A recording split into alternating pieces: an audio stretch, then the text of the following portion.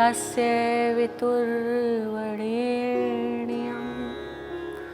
भर्गो देवस्य धीमहि धियो यो नाम प्रचोदयात्। बोल साचे दरबार की जय। माँ हमारे घर विराजित है, भजन कीर्तन पूजन चल रहे हैं। भक्तगण भक्तमय होकर माँ की भक्ति में सरोबार हैं, झूम रहे हैं, गा रहे हैं, नाच रहे हैं। ये सब करने के साथ साथ माता को प्रसन्न करने के लिए वे व्रत भी रख रहे हैं। माँ के व्रत का अपना ही आनंद है, अपना ही महत्व है।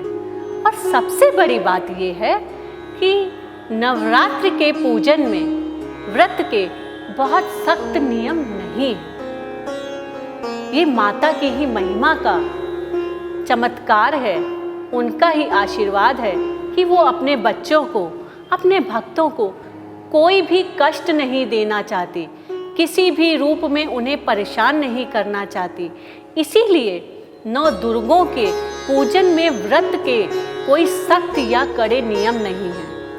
व्यक्ति अपनी आयु के अनुसार, अपनी सामर्थ्य के अनुसार, अपने समय के अनुसार पूजन और व्रत को कर सकता है। बच्चों और वृद्धों के लिए इस व्रत में बहुत ही छूट दी गई है। रोगियों के लिए भी व्रत में बहुत छूट है। उनके लिए ऐसा कुछ भी आवश्यक नहीं है कि वो दिन में एक बार ही फलाहारी करें। वो जब चाहें फलाहारी कर सकते हैं। हाँ, व्रत में अन्न नहीं लेना होता, अन्न का हमें परित्याग करना पड़ता है। रोगी अपनी दवाओं को नियमित रूप से ले सकता है, उसे अपनी दवा को छोड़ने की किसी भी प्रकार की कोई आवश्यकता नहीं है। इसके साथ साथ फलाहारी में हम क्या खा सकते हैं या हम दिन में कितनी बार भोजन कर सकते हैं, इसके लिए भी हो सके तो निराहार रहते हुए दिन में एक ही बार फलाहार करें, अन्यथा दिन में 2 बार भी फलाहारी कर सकते हैं। ये हमारी शक्ति के ऊपर निर्भर है। बहुत से व्रत में नमक का त्याग करना पड़ता है, किंतु इस व्रत में हमें ये भी छूट है, हम सेंधा नमक का सेवन कर सकते हैं। फलाहारी के लिए हमें विभिन्न प्रकार के फलों के आटे जैसे स्वांग का आटा, इसके अतिरिक्त सिंघाड़े का आटा, कोटू का आटा, इनकी हम पूड़ी या चपाती बना सकते हैं। आलू खा सकते हैं, टमाटर खा सकते हैं और भी इस प्रकार की वो चीज़ें जो जड़ मानी जाती हैं उनको हम प्रयुक्त कर सकते हैं। वैसे ज़्यादातर लोग इस व्रत में आलू का ही प्रयोग करते हैं, क्योंकि आलू एक ऐसी चीज़ है जिसको हम किसी भी रूप में बनाकर खा सकते हैं। यूँ भी अगर मैं कहूँ तो आलू एक प्रकार की सब्जियों का राजा है, उसको हम हर प्रकार से यूज़ कर सकते हैं। तो व्रती को चाहिए कि पूजन अर्चन करने के उपरांत दिन में वह दूध आदि का प्रयोग कर ले, विभिन्न फलों का प्रयोग कर ले और दिन में एक बार इस प्रकार की सब्जी, पराठा कुछ भी बनाकर खा ले, किंतु अन्न नहीं खाए। ये याद रखना है, गेहूं का आटा, चावल का आटा इसमें वर्जित है। चावल खाए जाते हैं तो स्वांग के एक विशेष चावल आते हैं जिसका प्रयोग किया जा सकता है। रामदाने का प्रयोग कर सकते हैं, साबूदाने की खीर बना सकते हैं और पूड़ी, छोले, चावल हम अष्टमी पूजन में बनाते हैं या कन्या पूजन के समय बनाते हैं। अब इस व्रत में हम इस भोजन के साथ साथ क्यों महत्वपूर्ण दृष्टिकोण से देखते हैं, क्योंकि व्रत रखने का वैसे भी हिंदू धर्म में नियम इसलिए है कि जब हम 6 दिन भोजन करते हैं तो सप्ताह में कहा जाता है एक दिन हमें अवश्य व्रत रखना चाहिए। इस व्रत को रखने से हमारा डाइजेशन सिस्टम ठीक रहता है, अब जब हम 9 दिन व्रत रखते हैं तो ये थोड़ा कष्टकारी तो होता ही है, भले हम फलाहारी करें। हाँ, हमें बहुत नियम का प्रयोग नहीं करना कि प्रातः खाना है, दोपहर खाना या रात खाना या दिन में कितनी बार खाना। इन 9 दिनों में अलग अलग देवी के पूजन का विधान है। प्रथम दिवस के पूजन में जो हम देवी का पूजन करते हैं वो है महाकाली। महाकाली का पूजन क्यों किया जाता है या इसकी क्या कथा है, वो कथा भी हमें पढ़नी चाहिए। मैं आपको कथा बताती हूँ।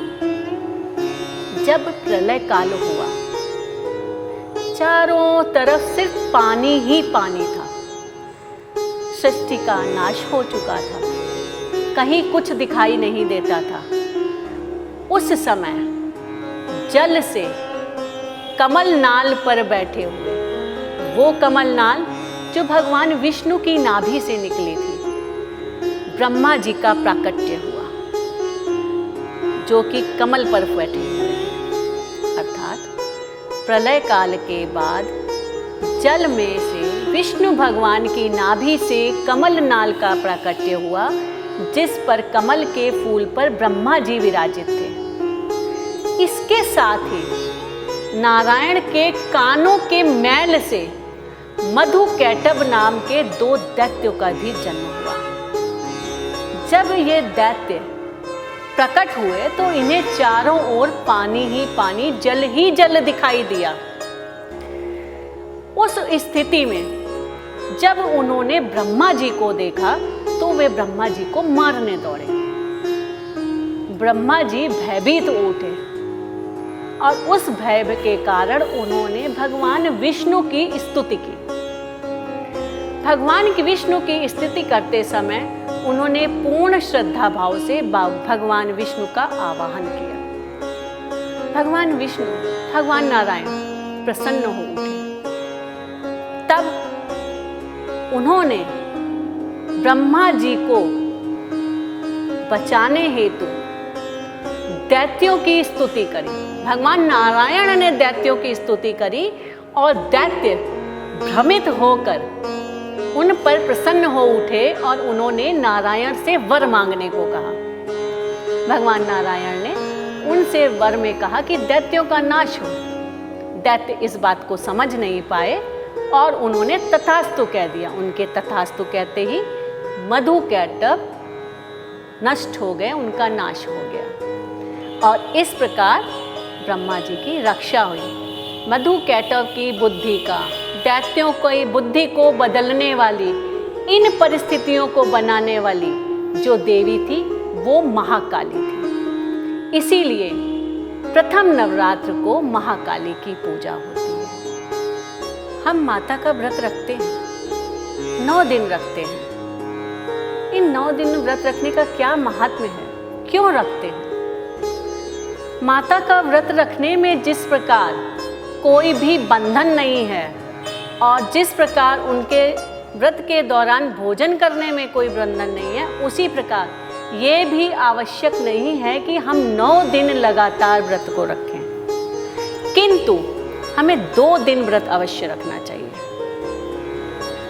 ये 2 दिन, अंतिम 2 दिवस यानी सप्तमी और अष्टमी या अष्टमी और नवमी भी हो सकता है या प्रथम और अष्टमी भी हो सकता है, किंतु व्रत अवश्य रखें। ये निर्भर करता है हमारी समय सीमा के अनुसार या हमारी सुविधा के अनुसार। माता का व्रत रखने से, पूजन करने से हमें उत्तम फलों की प्राप्ति होती है। इस समय जो हम पूजन करते हैं उसका लाखों करोड़ों गुना फल प्राप्त होता है। माँ को सच्चे हृदय से ध्याने से ऐसे बड़े बड़े काम हो जाते हैं जिसकी कल्पना भी हम नहीं कर सकते। हम अपने भाग्य को बदल देते हैं। जैसा कि मैंने आपको बताया कि उनके भक्त के यहाँ संतान नहीं हो रही थी, किंतु माता का ध्यान करने से, कन्या पूजन करने से उन्हें संतान को प्राप्त हुई। इसी प्रकार से भजन भी बने हुए हैं। बांझन को पुत्र देत, रोगी को काया। जो स्त्रियों के संतान नहीं होती उनकी संतान हो जाती है।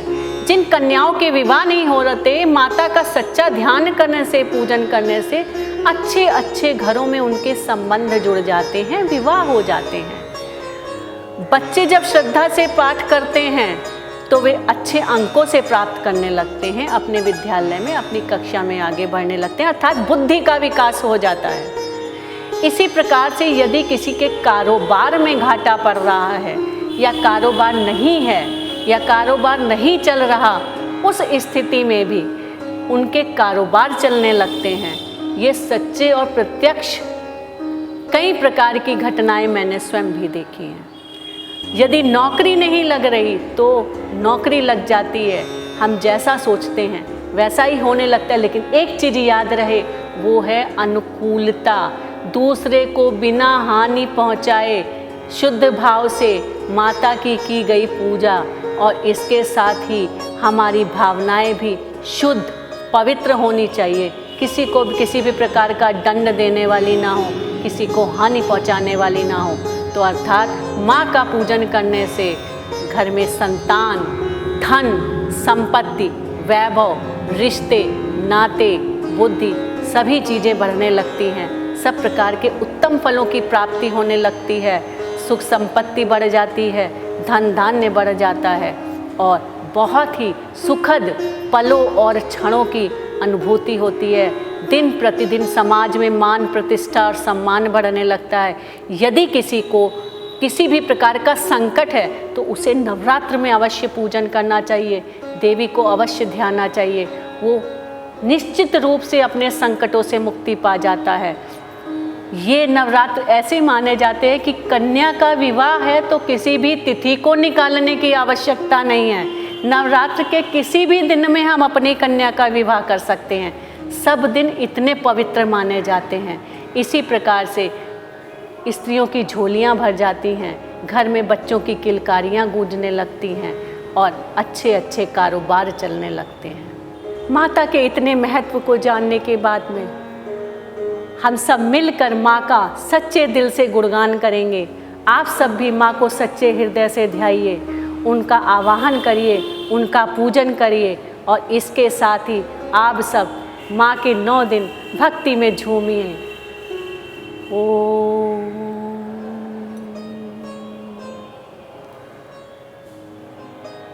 जल्दी खत्म कर, मैंने नीचे कर दिया ना शायद। आप सब लोग नवरात्रि का जयकारे के साथ शायद आप समाप्त कर सकते हैं। अच्छा, माता की भक्ति में झूमिए और खुशियाँ मनाइए, माँ देवी को मनाइए और इसके साथ एक बार फिर से मेरे साथ जोर से बोलिए, जयकारा शेरां वाली दा, बोल सांचे दरबार की।